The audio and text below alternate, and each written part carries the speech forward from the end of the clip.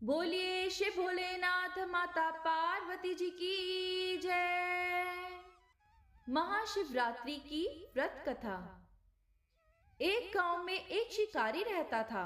वह शिकार करके अपने परिवार का पालन करता था। एक बार उस पर साहूकार का ऋण हो गया। ऋण ना चुकाने पर सेठ ने उसे शिव मंदिर में बंदी बना लिया। उस दिन शिवरात्रि थी। वह शिव संबंधी बातें ध्यान पूर्वक देखता एवं सुनता रहा।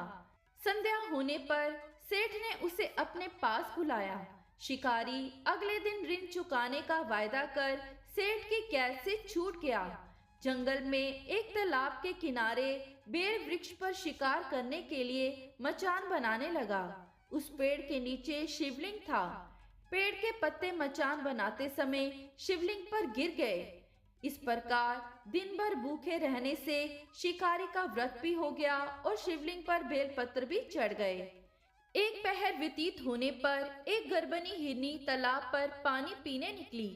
शिकारी ने उसे देखकर धनुष बाण उठा लिया। वह हिरनी कातर स्वर में बोली, मैं गर्भवती हूँ, मेरा प्रसव का समीप ही है। मैं बच्चे को जन्म देकर शीघ्र ही तुम्हारे सामने उपस्थित हो जाऊंगी। शिकारी ने उसे छोड़ दिया। कुछ देर बाद एक दूसरी हिरनी उधर से निकली। शिकारी ने फिर धनुष पर बाण चढ़ाया।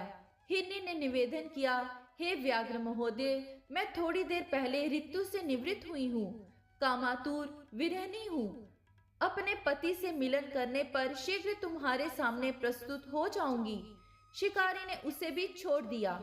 रात्रि के अंतिम पहर में एक मृगी अपने बच्चों के साथ उधर से निकली। शिकारी ने शिकार हेतु धनुष पर बाण चढ़ाया।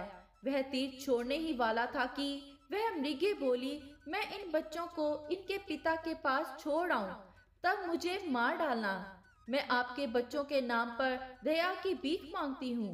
शिकारी को इस पर भी दया आ गई और उसे छोड़ दिया। पांव फटने को हुई तो एक तंदुरुस्त हिरन आता दिखाई दिया। शिकारी उसका शिकार करने के लिए उद्यत हो गया।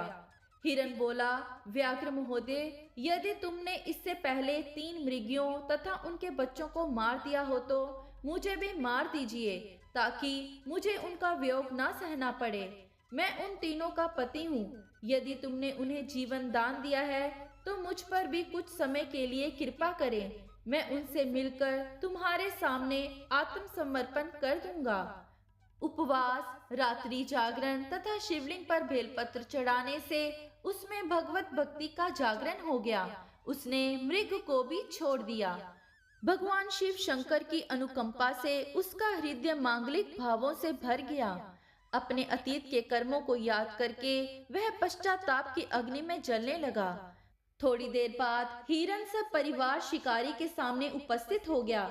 जंगली पशुओं की सत्य प्रियता, सात्विकता एवं सामूहिक प्रेम भावना को देखकर उसे बड़ी गलानी हुई और उसने उन्हें मुक्त कर दिया। तब शिवलिंग से भगवान शंकर प्रकट हुए। उन्होंने उसे वरदान दिया कि त्रेता युग में भगवान राम तुम्हारे घर आएंगे और तुम्हारे साथ मित्रता करेंगे। तुम्हें मोक्ष भी प्राप्त होगा।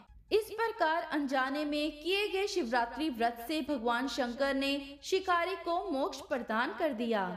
बोलिए शिव भोलेनाथ माता पार्वती जी की जय।